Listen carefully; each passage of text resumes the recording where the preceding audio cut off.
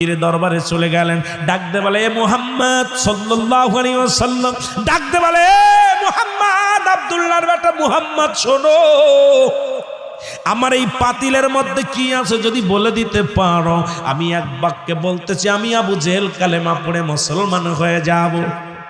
এক বাক্যে বলতেছি, আমি একটা সেকেন্ড দেরি করব না, কালেমা পড়ে মুসলমান হয়ে যাব।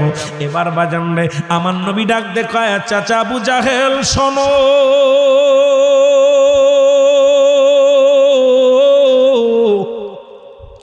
ওই পাতিলের মধ্যে কি আছে যদি পাতিল থেকে আওয়াজ বাইর হয় তুমি কি কালেমা পড়বা?